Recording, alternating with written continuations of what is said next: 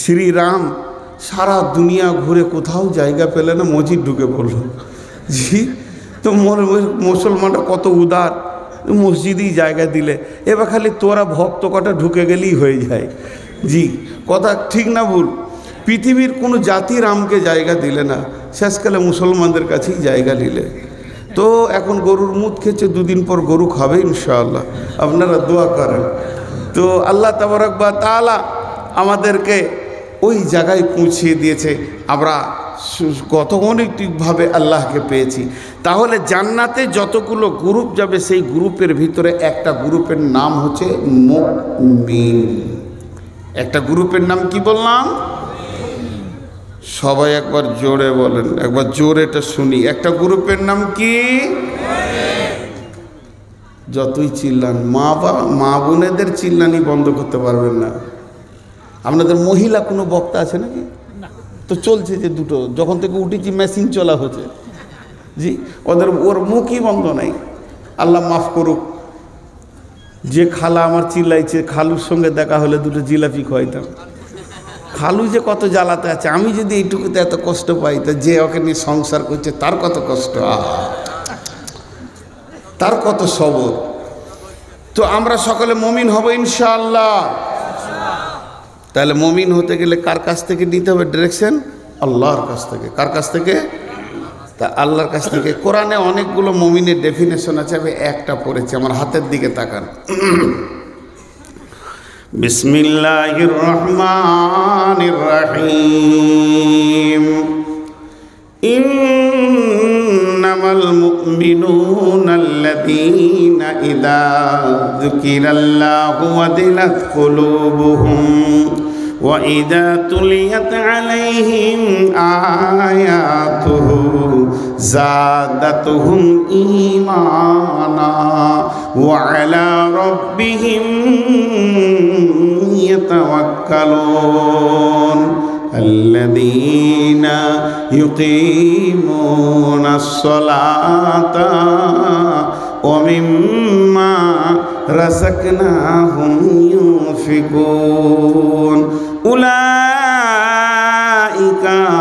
هم المؤمنون حقا لهم درجات عند ربهم ومغفرة ورزق كريم। কয়টা হলো? 9টা। কয়টা হলো? কথা বলেন আমার সঙ্গে। 9টা। মুমিন যে হবে তার গুণ হবে 5টা। গুণ কয়টা হবে? 5টা। আল্লাহ সার্টিফিকেট দেবেন একটা, যে এই লোকটা মুমিন। তাহলে কয়টা হলো? 6টা। আর আল্লাহ 3খানা প্রাইজ দেবেন তাকে। হাজি, আপনাদের ভাবতা শিশু মাদ্রাসায় যদি কোনো ছেলে ভালো মেধা হয়, ভালো রেজাল্ট করে, মাদ্রাসা কমিটি তাকে প্রাইজ দেয় না? দেয়। তো আমার আল্লাহ ওর উপরে খুশি হয়ে 3টে প্রাইজ দেবেন। তাহলে কয়টা হলো? 5টা আমল, একটা সার্টিফিকেট, 3টে প্রাইজ। কয়টা হলো? 9টা। ফাও বুঝেন? ফাও বুঝেন না? যেটা ওজনেও আসে না, দামও লাগে না, ওইটার নাম কি? ফাও। আল্লাহ ফাও দেবেন একটা।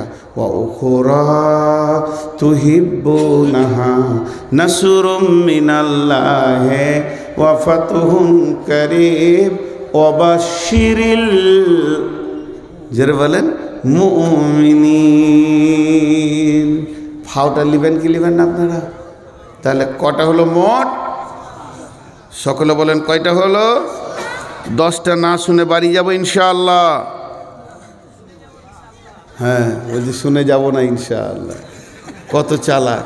হ্যাঁ, 10টা না শুনে চলে যাব ইনশাআল্লাহ। তাহলে আগে মুমিনের গুণটাকে বর্ণনা করি, তাই না? তারপরে কি কি প্রাইজ দেবে, সার্টিফিকেট কি দেবে, প্রাইজ কি দেবে, শেষকালে ফাওটা নিব, দে বাড়ি চলে যাব। আপনাদের বিরক্ত লাগছে নাকি? কেন বিরক্ত লাগবে? বকছি তো আমি, বিরক্ত আপনাদের লাগবে কেন? জি, মহব্বতের সঙ্গে শুনি। এবার 1 নম্বর ধরছি, 5টা। বিসমিল্লাহির রহমানির রহিম।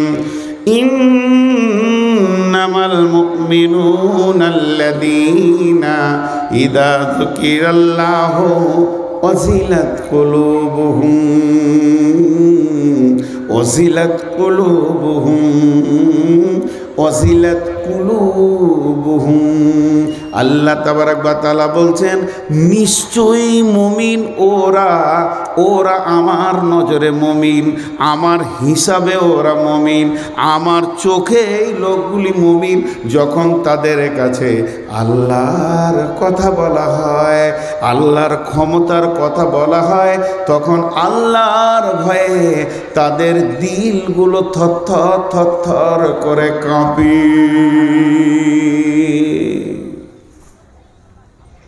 স্কুলে অঙ্কের বই আছে, কোরআনকে অঙ্কের বই বলা বিয়াদবি, বুঝাচ্ছি। স্কুলে অঙ্কের বই আছে, গোটা বইটা কি প্রশ্নমালা, অঙ্ক কি প্রশ্নমালা, তাকে করে উত্তর বের করতে হয়। তা এই উত্তরটা শেষ দিকে লেখা থাকে, থাকে কি থাকে না? উত্তর, অঙ্কের উত্তর যদি মিলে যায় তাহলে অঙ্কটা হয়েছে, যদি না মিলে হয়নি। তাহলে আমরা তো মুমিন, এটা আমাদের দাবি, কিন্তু আল্লাহর ভয়ে দিল কাঁপছে না, চোখে পানি আসছে না, তাহলে মুমিন? অঙ্কে মিলছে না। কোরআন হলো আমাদের জিন্দেগি, সে মিলাতে হবে, মিলছে না, তাহলে আমরা মুমিন। এটা কোনো ধোঁকায় আছে, ধোঁকায় আছে।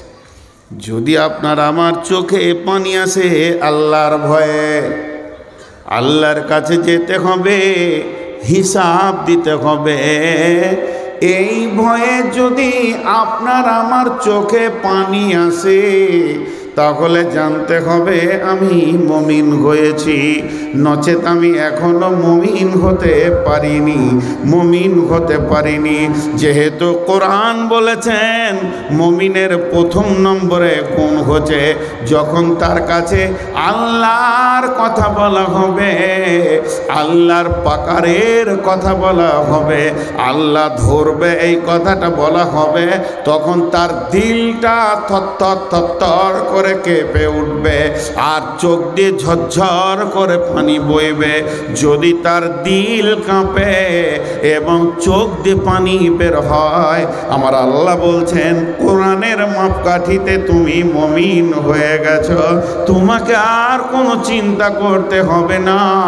বিশ্ব নবী বলছেন ওয়ারাজুলুন যাকারাল্লাহ খালিয়ান ফাফাযাত আইনাহু, এমন কিছু লোক আছে যারা গভীর রাত্রিতে উঠে যায়, তাতাজাফা জুনুবুহুম আনিল মাজাজি'i ইয়াদউনা রাব্বাহুম খাওফাও ওয়া তামা।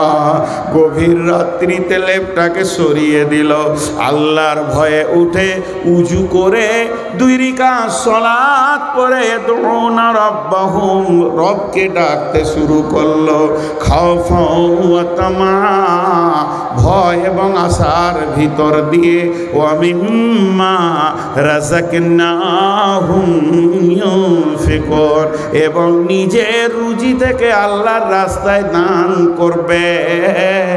আর গভীর রাত্রিতে আল্লাহর ভয়ে চোখের পানি পড়বে, ওই লোকটাই হচ্ছে মুমিন। খালি কোষ্টি পাথর দিয়ে নিজের গায়ে একবার লাগিনি, আমি কাঁদি তো।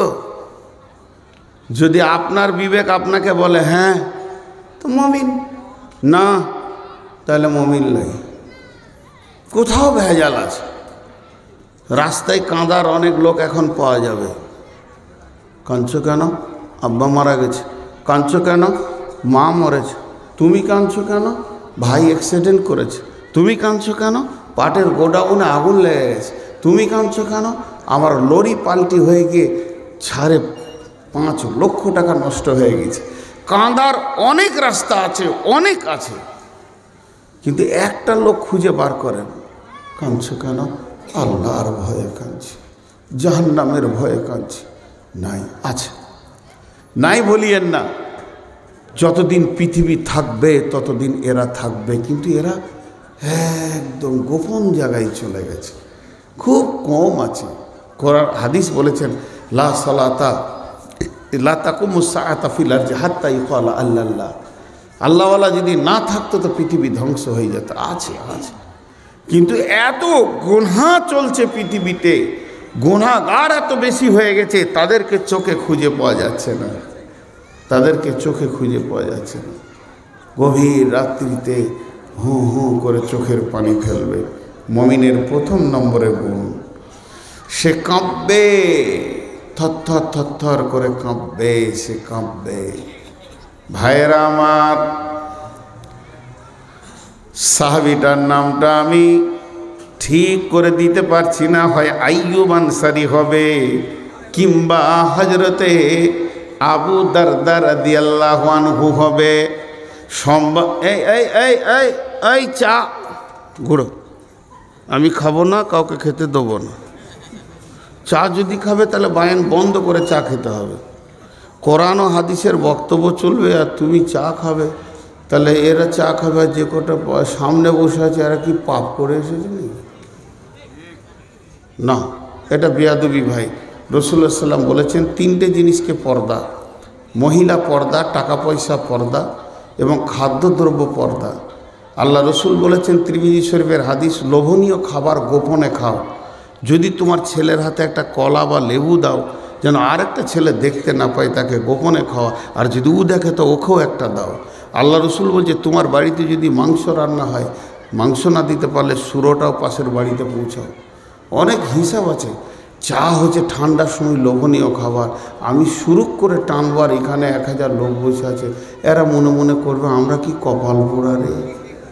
জি, এটা ভালো লয় ভাই, রাগ করিয়েন না। পর আপনারা রাগ করলেন নাকি? রাগ করিয়েন না, মানে আমি এইভাবে চলি তাই বলছি। আর এটা আমার সুগার, জিভটা চিটিয়ে যায়, জিভ জড়িয়ে যায়, পানি খায় না, একটু করে জিভটাকে স্লিপ করি। তো আল্লাহর ভয়ে কাঁদবে। সাহাবীটার নামটা আমি ঠিক বলতে পারলাম না, তো বেশিরভাগ আবু দারদার কথা বলছি। শুয়ে আছেন কোথায়? বিবির জাঙ্গে। কালকে বলেছি আব্দুল্লাহ ইবনে রাওহার কথা, ও বিবির জাঙ্গে শুয়েছিল। এটার সাথে এটা পার্থক্য আছে। কি পার্থক্য আছে? ঘটনার শেষ দিকটা, ঘরে কেউ নাই, গোটা ঘর খালি, স্বামী স্ত্রী দুজন আছে। পৃথিবীর সবথেকে মধুর টাইম বলা হয়েছে এটাকে। দুজন জওয়ান, দুজনের ভিতরে যৌবন উত্তাল পাত্তাল করছে, কেউ বুড়িয়ে যায়নি, কারো যৌবনে ভাঁটি পড়েনি। তো হযরত আবু দারদা শুয়ে আছে বিবির জ্যাঙ্গে মাথা দিয়ে। ভালো করে শোনেন, বালিশটা কত সুন্দর, আর বিবি তার নরম নরম হাতগুলি দিয়ে স্বামীর মাথার চুলগুলিকে বিউলি করছে, দাড়িগুলোকে শ্বশুর দিয়ে নাচছে। দুজনে গল্প করছে। গল্পটা কিসের? না স্বামী স্ত্রী যেমন প্রেম আলাপের গল্প হয়, ওই রকম গল্পে দুজনে মেতে রয়েছে। এমন সময় হযরতে আবু দারদার চোখ দিয়ে ঝরঝর করে পানি বের হয়ে আসলো। তখন ওর বিবি বলছে আপনি কাঁদছেন কেন? ওর কান্না দেখে বিবিও কেঁদে ফেলেছে। বিবিকে বলছে বিবি রে তুমি কাঁদছো কেন? বিবি উত্তরে বলছে আপনি কাঁদছেন এই জন্য আমি কাঁদছি, তবে আমি কাঁদছি কেন এটা আমি পরে বলবো। আপনি আগে কান্না কেন করেছেন এই কথাটা কি আমি জানতে পারি না? তখন ওই সাহাবী বলছেন বিবি রে, আমার বেগম রে, তুমি কান করে শোনো, আমি তোমার নরম জ্যাংটাকে বালিশ বানিয়েছিলাম, আর যখন জ্যাঙ্গে মাথা থাকবে, হে বন্ধুগণ, হে আমার মা, ওরে আমার বেটি, একটা পুরুষের জন্য সমস্ত ভোগগুলি তার মাথার কাছে রয়েছে। এই রকম যৌন চেতনার অবস্থাতে ওই লোকটা কাঁদছে। তখন বিবিকে বলছে বিবি রে, তোর নরম জ্যাংটাকে আমি কত সুন্দর বালিশ বানিয়েছি, আর তোর সঙ্গে আমি প্রেম যমুনায় নেমে গেছি, বহু দূর জোয়ার ভাটা খেলছিলাম, দিলের ভিতরে মিজাজের মধ্যে যেন যৌবন উতাল পাতাল করছিল। এমন সময় কে যেন আমার বিবেক আঘাত দিয়ে একটা কথা বললে, রে আবু দারদা, তুমি তোমার বিবির জ্যাং নরম পেয়ে যাওয়ার কারণে আল্লাহর কবরকে ভুলে যেও না, ভুলে যেও না, ভুলে যেও না। আজকে যে মাথাটা তোমার তোমার বিবির জাঙ্গের উপরে আছে, এই মাথাটা আগামীকাল কবরে মাটির ভিতরে লুটুপুটি করবে রে আল্লাহর গোলাম। তুমি কেমন করে আল্লাহর কবরকে ভুলে গেছো? আবু দারদা বলছে, বিবি রে, যখন ওই কবরের অন্ধকার ঘর এবং আল্লাহর পাঠানো ফেরেশতা হিসাব নিকাশ এবং সেই মাটির দেহ মাটিতে পড়ে থাকবে, এই ঘটনাটা আমার মাথায় এলো, তখন আমি সব ভুলে গিয়ে নিমিষের ভিতরে আল্লাহর ভয়ে কাঁদতে শুরু করলাম। এবার তুমি বলো, তুমি কেন কাঁদছো? ও মা আমার, বোন আমার, যেমন স্বামী তেমনি বিবি। বিবি বলছে, স্বামী আমার,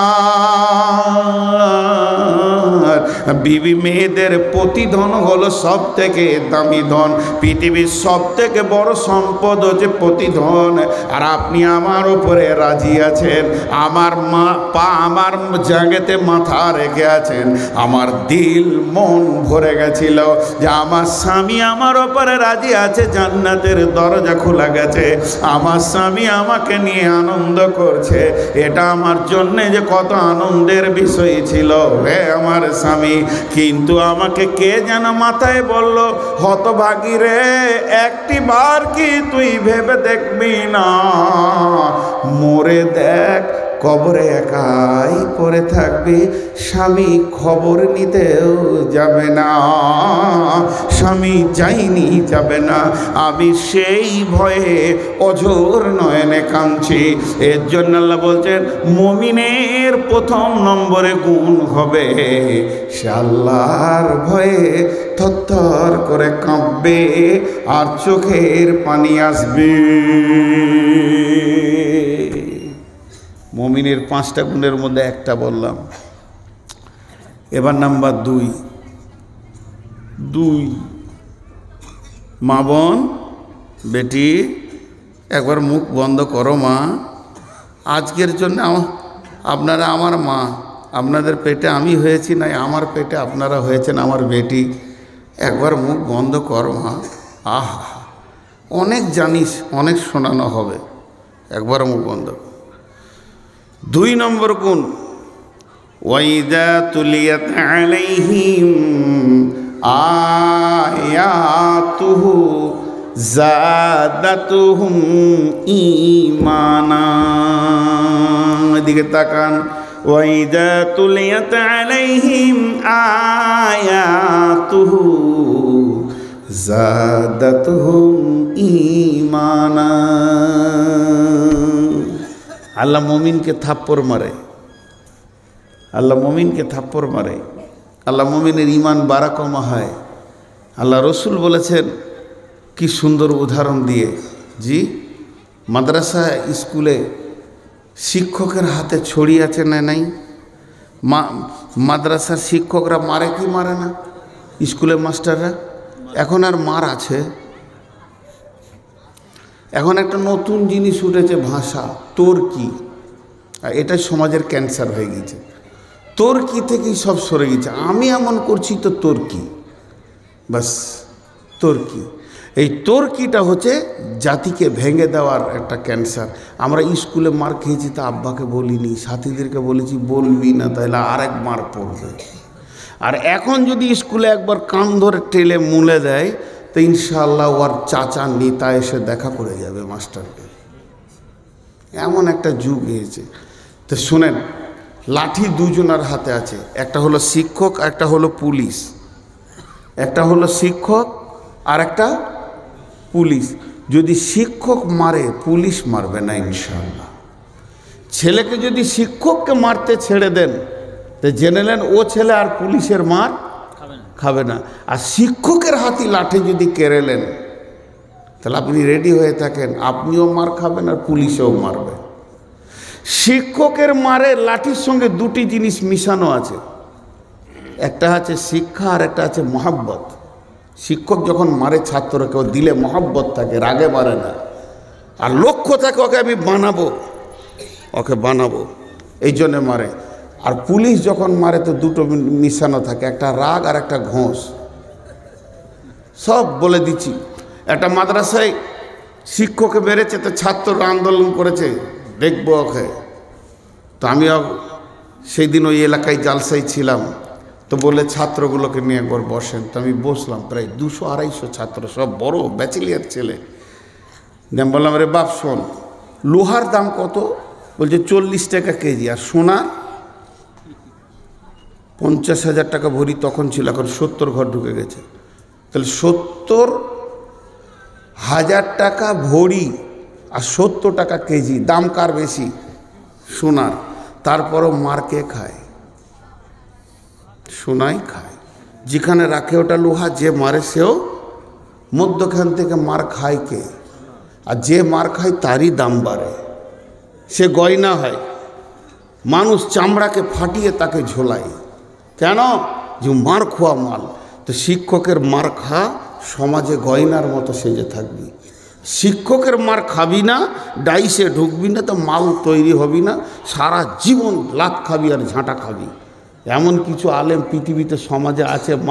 আমি কথা ভুল বলছি ভাই?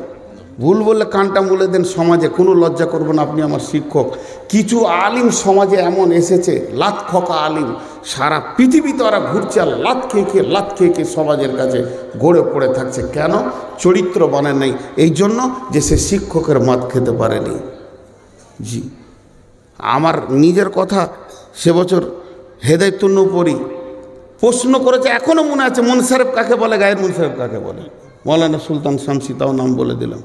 তা আমাকে প্রশ্ন করেছে মুনসারেফ কাকে বলে, তুই বল। আর আমার পাশেরটাকে বলছে, তুই বল গায়ের মুনসারেফ কাকে বলে। ওরটা আমি বলছি, ও আমারটা বলছে, এইটুকু উল্টা হয়ে গেছে। উনি বইটা বন্ধ করে দিয়ে রাগ করে পালিয়ে গেলেন। তো গিয়ে পায়ে ধরলাম, মার খেয়েছি ভাইরা আমার। তো যে কথা বলছি, বিসমিল্লাহির রহমানির রহিম। وَإِذَا تُلِيَتْ عَلَيْهِمْ آيَاتُهُ زَادَتْهُمْ ঈমানা। মুমিনের দ্বিতীয় গুণ হবে, তারা যখন কোরআনকে শুনবে তার ঈমান বাড়বে।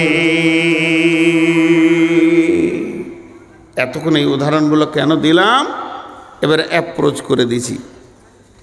আজি একটা কথা জিজ্ঞেস করি, আপনাদের এলাকায় এই যে জালসা হচ্ছে, আজকে জালসা হচ্ছে, এর আগে তো কমিটি কালেকশন করেছে, এলাকায় করেছে কি করেনি?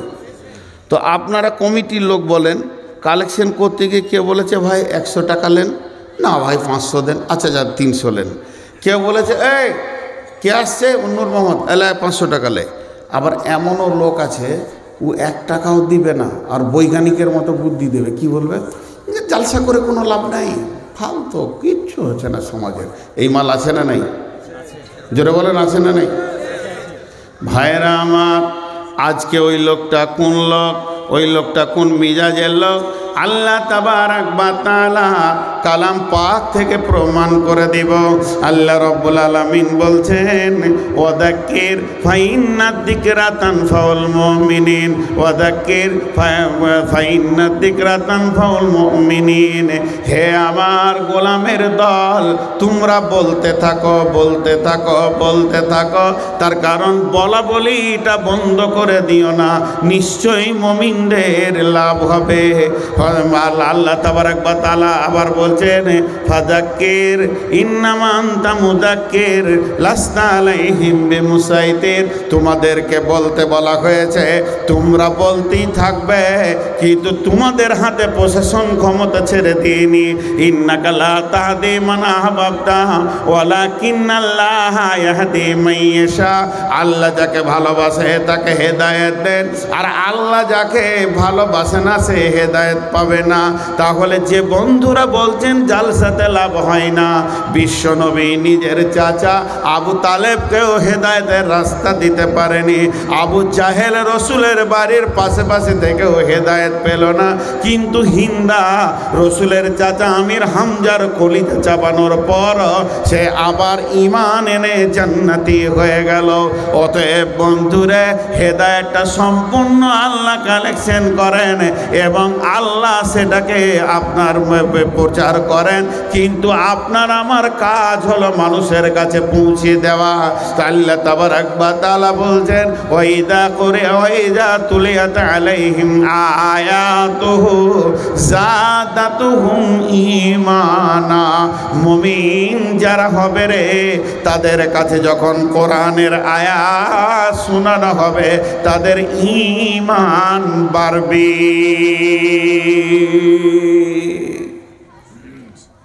শিক্ষকের মতো আমি মেহনত করছি, আপনাদের কানে পৌঁছাচ্ছি। কে পাবে, কে কতটা হবে এটা জানি না। ছুরি দুজন ধরে, ডাক্তারও ধরে, ডাকাতও ধরে। ডাক্তার ধরে বাঁচানোর জন্যে, ডাকাত কাটে মারার জন্যে। অতএব হেদায়েতের সম্পূর্ণ মালিক হলেন আল্লাহ। এবার একটা উদাহরণ দিব আপনাদেরকে, উদাহরণটা মন দিয়ে শুনবেন। মুমিনের অভ্যাসটা কেমন, এই মোবাইলটাই বলি, মোবাইলের ব্যাটারির মতো। ব্যাটারিটা লাগিয়ে দেন, পটপট পটপট পটপট 100 হয়ে গেল। এবার ব্যবহার করেন, হ্যালো কিছু দেখেন, জালসা শুনেন, গজল শুনেন, আবার ফেসবুকে কিছু খবর শুনেন, ব্যাটারি কমতে থাকবে কমতে থাকবে, আবার লাগিয়ে দেবেন, আবার বেড়ে যাবে। আল্লাহ বলছে মুমিন হলো পৃথিবীতে ওই রকম। তারা কি করবে, তারা যখন জালসার মহফিলে বসবে, ওয়াজ মহফিলে বসবে, খুতবা শুনবে, মসজিদে কোনো বায়ান শুনবে, ইমামের কাছ থেকে কোনো হাদিস কোরআনের কথা শুনবে, তো তার ঈমান বাড়বে। আর যখন সে ঘর সংসার, ছেলে পিলে, বউ বিটি, ব্যবসা বাণিজ্য, চাকরি বাকরিতে মেনে যাবে, তখন ঈমান কমতে থাকবে। আবার যখন তারা বসবে কোরআনের মজলিসে, তার ঈমান বাড়বে। এটা হলো মুমিনের দ্বিতীয় গুণ। আয়াত শুনলে তাদের ঈমান বাড়ে। কেমন বাড়ে? মুমিনের মতো। এবার একটা উদাহরণটা মন দিয়ে শোনেন। একটা ছেলে, আপনার এই ভাবদা বাড়ি, ও দিল্লিতে 10 বছর 15 বছর ছিল, ভালো ব্যাটারি রিপেয়ার করা শিখে এসছে। দেশে এখন গাদা টোটো, ব্যাটারির কাজ এত চলছে, মোড়ে মোড়ে 4টা 5টা করে ব্যাটারি রিপেয়ারের দোকান চলছে। উইও একটা ব্যাটারি রিপেয়ারের দোকান খুলেছে। সেই দোকানে 25 থেকে 30টা ব্যাটারিকে ধুয়ে পরিষ্কার করে তার ভিতরে সেলফ আর কি লাগে, তার, তামার তার বলেন, আর কি লাগে, অ্যাসিড ফ্যাসিড দিয়ে রেডি করে চার্জে বসিয়ে দিয়েছে। ফুটফুট ফুটফুট করে চার্জ হচ্ছে। ধ্যান দিয়ে শুনবেন আমার উদাহরণটা। এই ভাবদারি একটি ছেলে, ভালো ছেলে, হঠাৎ মেন্টাল রুগী, পাগল হয়ে গেছে। পাগল মানে একদম 90% পাগল, হুঁশ জ্ঞান নাই, লাফিয়ে বেড়াচ্ছে। ও একটা হাতে এরকম প্লাস্টিকের জার ছিল, ওই ব্যাটারির দোকানে গিয়েছে। বলছে, ওই কী করছিস? তখন দোকানদার বলছে, ব্যাটারি চার্জ করছি। যখন বলেছে তখন পাগলকে সহজ করে বোঝাচ্ছে কি জানিস, এইগুলোর ভিতরে কারেন্ট ভরছি এইগুলোর ভিতরে। তখন ও প্লাস্টিকের জারটা দিয়ে বলছে, 1 জার কারেন্ট ভরে দে। এবার ওর বিপদ হলো কি হলো না, বলছে এতে ঢুকবে না তো, একটা ইঁট ধরেছে, ঢুকবে না মানে, ওইটাতে ঢুকবে আর এইটাতে ঢুকবে না মানে, কি ভেবেছিস তুই? বলছে দিয়ে দে। দিয়েছে, 2টো তার কোয়ার সামনে ভরে দিলে ইঁট থেকে বাঁচার লেগে ওইটা করছে আর কি। 2টো তার ভরে দিলে তো বলছে যা, পরশু আসবি, 1 জার কারেন্ট হবে। জোরে বলেন হবে। আর ব্যাটারিতে কেন কারেন্ট ঢুকছে? ব্যাটারিতে কারেন্ট কেন ঢুকছে আর জারটাতে কেন ঢুকছে না? একই তো প্লাস্টিক, এটাও প্লাস্টিক, ওটাও প্লাস্টিক, এটাও প্লাস্টিকের জার, ওটাও প্লাস্টিকের পেটি। কিন্তু যখন আমি প্রশ্ন করব বন্ধু, একটাতে কারেন্ট ঢুকলো, বিদ্যুৎ ধরলো, আর একটাতে বিদ্যুৎ ঢুকলো না, ধরলো না, কারণটা কি? তখন আপনি উত্তর দিবেন, এর ভিতরটাতে আপনার কিনা অ্যাসিড দেওয়া আছে, তামার তার দেওয়া আছে, সেলফ দেওয়া আছে, বৈজ্ঞানিক প্রসেসে মালগুলি তৈরি করা আছে। আর একেই দিলে এর ভিতরে ধারণ ক্ষমতা আছে, ও ব্যাটারিকে, বিদ্যুৎকে ধরে নিতে পারবে। আর ওই প্লাস্টিকের জারটার ভিতরেই কিছু নাই। অতএব 1 তিল পরিমাণ ব্যাটারি ধরতে পারবে না, বিদ্যুৎকে ধরতে পারবে না, বিদ্যুৎকে রাখার ক্ষমতা নাই। তো আল্লাহ তাবারাক ওয়া তাআলা কোরআনে বলেছেন ওয়াযাক্কির ফাইন্না যিকরা তানফাউল মুমিনিন, তোমরা সবা করো, দিনের কথা বলো, মুমিনের লাভ হবে, কাফের বেঈমান মুশরিকের লাভ হবে না। এই যে কোরআন হাদিসের কথা চলছে, আমি বলি নাই, কোরআন থেকে আমি বলছি, আমি ট্রান্সফরমার, এটা হচ্ছে পাওয়ার হাউস, আর আপনারা বসে আছেন, আমি চার্জ করতে শুরু করেছি। কি বলছি না, কোরআনের আয়াত বলছি, মুমিন যে হবে তার দিলটা আস্তে আস্তে পরিবর্তন হবে। না রে মন, কবর আছে রে, তওবা করব রে, আর গুনাহ করব না, ধীরে ধীরে ধীরে ধীরে তার চার্জ হবে। আর এর ভিতরে যদি কোনো ফাসেক বসে থাকে, এর ভিতরে যদি কোনো বেঈমান বসে থাকে, এর ভিতরে যদি কোনো দিনহীন লোক বসে থাকে, ওই লোকটার কাজে লাগবে না।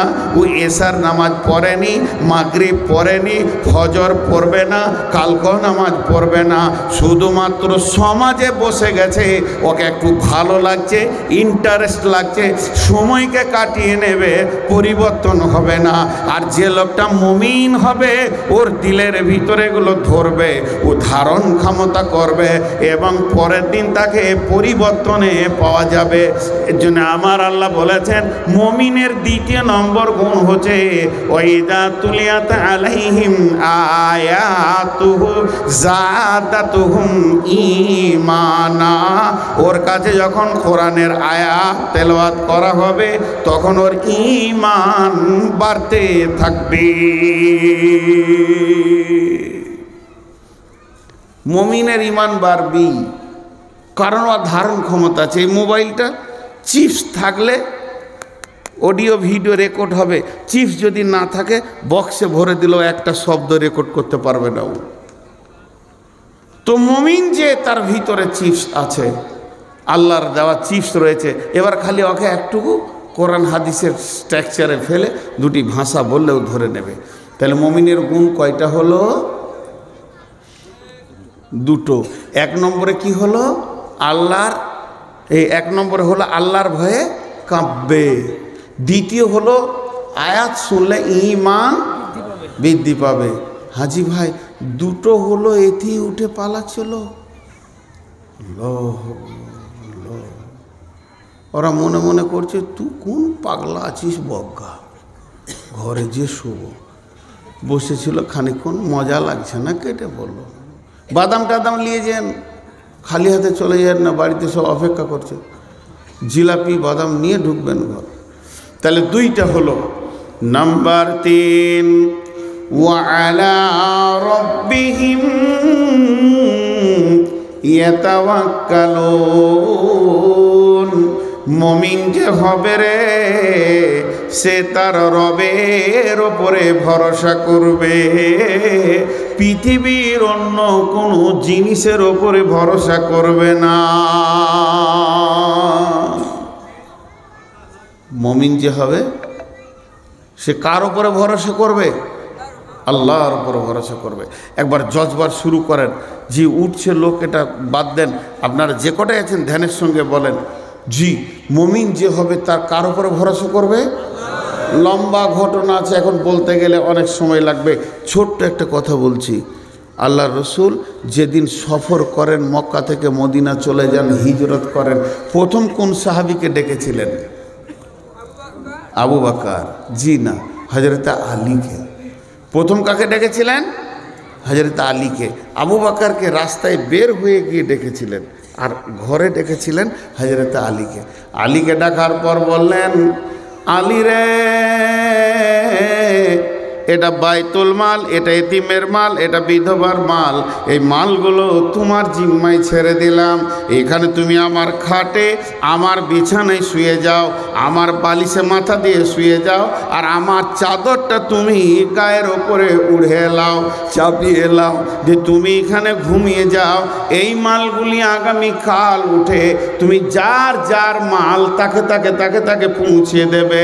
বাইতুল মালগুলো ঠিক ঠিক জায়গায় তুমি কাজে লাগিয়ে দেবে, এরপরে তুমি মদিনায় চলে আসবে। আলী রে, তোমার সঙ্গে আমার মদিনাতে দেখা হবে। ঘটনাটা মন দিয়ে শোনেন। আপনি কি লিখেছেন এটা আমার মুখস্থ আছে।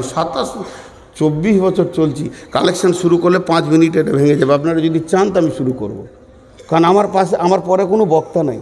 মানুষের মিজাজ বলবে কালেকশন শুরু হলো, তার মানে জালসা শেষ। এই জায়গাটা কেউ রুখতে পারবে না। বহু জালসা কমিটির কাছে গিয়ে বুঝিয়েছি, কেউ মেনে নিতে পারেনি। যেই শুরু করব, ভাই 500 টাকা কে আছেন দেবেন, যদি 5 মিনিটের মধ্যে ভেঙে না যায় তা আমার অভিজ্ঞতাটা ফেলিওর।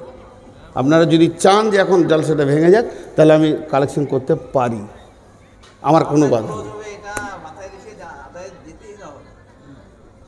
তো এ ভেঙে যাবে যে, থাকবে না যে ভাই। হ্যাঁ, আমি ওইটাই বলছি। হ্যাঁ হ্যাঁ হ্যাঁ, আমার ওটা মাথায় আমাকে প্রথমেই বলে দিয়েছে এখানে ওঠার সময়। এবার দেখেন যে সমস্যা কিন্তু এইগুলো। হ্যাঁ হ্যাঁ হ্যাঁ, সেটা আমার মাথায় আছে। জি, আমার নাম নবাব, কিছুরই নেই অভাব, ভিক্ষা করার স্বভাব। প্রতিদিন যে ভিক্ষা করে তাকে কি বলতে হবে গো? বিয়ে দিয়ে ছেলেকে শ্বশুরঘর যেতে বলতে হলে তার বিয়ে না দেওয়াই ভালো ছিল।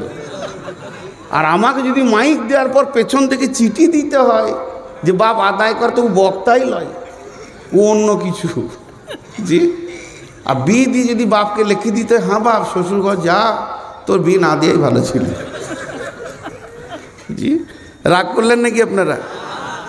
উঠে পালায়েন না। আসলে মানে জানেন, 2-5 সেকেন্ড একটা কথা বলে নিই। এই যে জালসাটা, এই ইন্তেজাম করতে গিয়ে যাদের পেছনে কষ্ট হয়েছে তারা জানে যেটা কত কষ্ট। এই ইন্তেজাম করতে গিয়ে আপনারা যদি কিছু না দিয়ে চলেই যান, তাহলে তাদের মনে কতটা কষ্ট হয়। এনাদের বলাটাও অন্যায় নয়। মানুষ এখন থেকে উঠতে শুরু করেছে। শেষকালে আমার বায়াত যখন শেষ, তখন আপনি আর আমি, আমি আর আপনি, তাহলে অবস্থাটা কি দাঁড়াবে মাদ্রাসার বলেন? কথাটা বুঝতে পেরেছেন তো? মমিনের ক নম্বর গুণ বলছি, এটা 3 নম্বর। আল্লাহর উপরে সে তাওয়াক্কুল করবে। উঠিয়েন না, আল্লাহর হস্তে হাত পা ধরে বলছি। খুব তাড়াতাড়ি ছেড়ে দিব তাও ভালো, কিন্তু আপনারা উঠিয়েন না। শীত আছে, আমিও তো শীতে আছি। আমি তো বাড়ি যাব, এখান থেকে 150 কিলোমিটার আমার বাড়ি, তা আমি তো বাড়ি যাব ইনশাআল্লাহ। তো ওয়ালা রব্বিহিম ইয়াতাওয়াক্কালুন, হযরত আলীকে সমস্ত কিছু বুঝিয়ে দিয়ে আল্লাহর নবী আবু বকরকে নিয়ে মদিনায় চলে গেলেন। এবার মদিনাতে সমস্ত সাহাবীরা অপেক্ষা করছে, আলী কখন আসবে, আলীকে জিজ্ঞেস করব। রসুল মক্কা থেকে মদিনা যখন চলে এসেছিলেন, তখন ওখানকার অবস্থা কেমন ছিল। হাজি এই জালসায় যদি এখন একটা ঝগড়া শুরু হয়ে যায়, বিরাট মার ধর লাফালাফি শুরু হয়ে গেল, কমিটির লোক দেখছে এটা বাইরের মেহমান, আমাকে ঘেরে নিজে গাড়িতে দিয়ে দিল, সুরুক করে আমি বেরিয়ে চলে গেলাম। যা ঘটবে ঘটবে। সভাপতি বলছে আমি দেখে নেব, আপনি বাড়ি যান। কিন্তু যাওয়ার সময় দেখে গেলাম এই ভাই এখানে আছে। তা এই রাস্তায় কি কি বাকি ঘটনা ঘটলো ইনি জানবেন, আমি কি জানবো? যে চলে গেছু জানবে? জানবে না। তাহলে ওনাকে আমি কালকে ফোন করে জিজ্ঞেস করব বাকি ঘটনা কি। তাহলে আল্লাহ রসুল তো বেরিয়ে চলে গেলেন আবু বকরকে নিয়ে, কিন্তু বিছানায় থাকলো কে? তাহলে রাতের ঘটনা বেশি কে জানবে? মদিনায় যখন হযরত আলী গিয়ে পৌঁছালেন, তখন মদিনার সাহাবীরা ঘেরে বসছে, বলছে আলী সেই রাতের কথাটা একটু বলো তো, যে রাত্রিতে রাসূলুল্লাহ সাল্লাল্লাহু আলাইহি সাল্লাম তোমাকে বিছানায় রেখে চলে এসেছিল। হযরত আলী বলছে আমি ঘুমিয়ে গেছিলাম। আপনাদের বিশ্বাস হচ্ছে? হাজি আমাকে কাটার জন্যে 20-50টা ছেলে তালোয়ার নিয়ে ঘুরছে, আর আমার বিছানায় যদি নাকি শুতে বলি তো শুবে নাকি জিজ্ঞেস করেন, আর আমার চাদর ঢাকা নেই, ঘুম হবে? হবে না। কিন্তু আলী বলছে ঘুমিয়ে গেছিলাম। এরপরে সাহাবীরা যখন চাপ দিলেন, আলী বলছে আমার কথাগুলো উত্তর দাও। বলে কি? বিশ্ব নবী জীবনে মিথ্যা বলেছেন কি বলেন না? কাউকে প্রতারণা করেছেন কি বলেন না? ওনার জবান দিয়ে স্লিপ করে মিথ্যা বের হয়েছে কি না?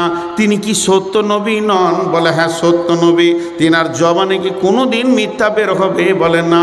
তা নবীজি আমাকে বলেন আলী রে তুমি শুয়ে যাও, এবং সেই সাথে সাথে বললেন এই মালগুলো এতিমের মাল, বিধবার মাল, এই মালটা বাইতুলের মাল, এটা আমানতের মাল, মালগুলো ঠিক ঠিক জায়গায় তুমি পৌঁছিয়ে দিও সকালে উঠে। তার মানে আমি বুঝতে পারলাম নবীজির মুখ থেকে বের হয়েছে আলী রে তুমি সকালে উঠে মাল বিলি করবে, তো আমার ঈমান বেড়ে গেল, আল্লাহর উপরে তাওয়াক্কুল বেড়ে গেল, আমাকে সকাল পর্যন্ত কেউ মারতে পারবে না। এরপরে নবীজি বলেন, আলী রে তুমি মদিনায় চলে আসবে, তোমার সঙ্গে আমার দেখা হবে। তখন আমি আরও বুঝে নিলাম, যতদিন আমি মদিনায় না যেছি আমার আল্লাহ তার নবীর সম্মানে আমার জন্য আজরাইল পাঠাবেন না।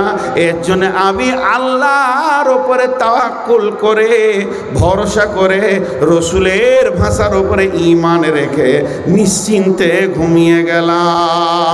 আল্লাহ তাবারাক ওয়া তাআলা বলছেন, মুমিনের 3 নম্বর গুণ হবে, সে আল্লাহর উপরে ভরসা করে জীবন কাটাবে। কয়টা গুণ হলো? 1 নম্বর আল্লাহর ভয়ে দিল কাঁপবে, 2 নম্বর আল্লাহর আয়াত শুনলে ঈমান বাড়বে, 3 নম্বর আল্লাহর উপরে তাওয়াক্কুল করে জীবন কাটাবে। 4 নম্বর আল্লাযীনা ইউকিমুনাস সালাতা।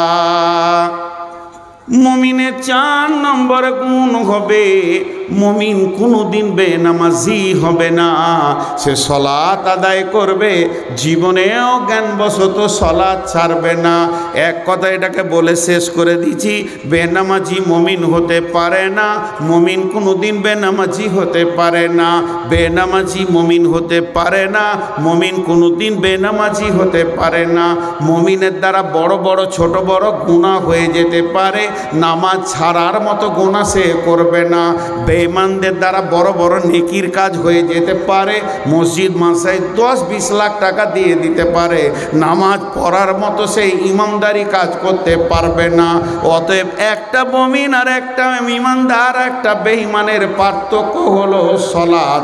আল্লাহ রসুল বলেছেন, মান তারাকা সলাতা মাকতুবাতান মুতাআম্মিদান ফাকাত বারিয়াত মিনহু জিম্মাতুল্লাহ।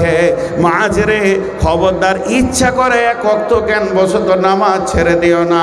কেউ যদি 1 ওয়াক্ত ইচ্ছা করে জ্ঞানবশত নামাজ ছেড়ে দেয়, আল্লাহর সাথে তার সম্পর্ক কেটে যায়। তাহলে কি বললাম?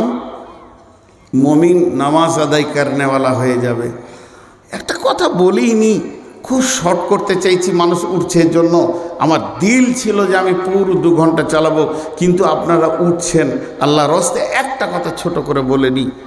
নামাজ কাকে বলে? মা নামাজ, মা সলাত। সাহাবীরা রসুলকে প্রশ্ন করেছিলেন, মা সালাত, ইয়া রাসূলুল্লাহ সালাত কাকে বলে? তা আল্লাহ রসুল উত্তর দিয়েছিলেন, ইস্তাইনু বিসসবরি ওয়াস-সালাহ ইন্নাল্লাহা মা'আস সাবিরিন। সালাত হচ্ছে আল্লাহ থেকে চাওয়া পাওয়ার মিডিয়ার নাম সালাত। তোমার যা প্রয়োজন পড়বে নামাজের ভিতর দিয়ে আল্লাহর কাছ থেকে চেয়ে নাও। এর লম্বা তফসির আছে। তো সাহাবীরা উত্তরে বলেছিলেন, ইয়া রাসূলুল্লাহ আর আপনাকে বিরক্ত করব না, যখন যা প্রয়োজন হবে আল্লাহর কাছ থেকে চেয়ে নিব। নামাজ হলো আল্লাহ থেকে চাওয়া পাওয়ার মিডিয়া। সালাত কাকে বলে? ইন্নাস সালাতা তানহা আনিল ফাহশাই ওয়াল মুনকার। সালাত হচ্ছে রেনকোট। রেনকোট বুঝেন? এই যে বর্ষার সময় পরে গো, যে মোটর সাইকেল চালাই, প্লাস্টিকের জামা কাপড়, এটা কেন? যে মুষলধারা বৃষ্টি হবে, ওর গায়ে পানি লাগবে না, এর জন্য রেনকোট পরে। তো যে সালাত পরে নেবে, পৃথিবীতে মুষলধারা গুনাহ চলবে, তার গায়ে গুনাহ লাগতে পারে না, সে গুনাহগার হতে পারে না। তো সালাতের অনেক ডেফিনিশন আছে। এক কথাই বলে দিচ্ছি, মুমিন কোনোদিন বেনামাজি হতে পারে না, আর বেনামাজি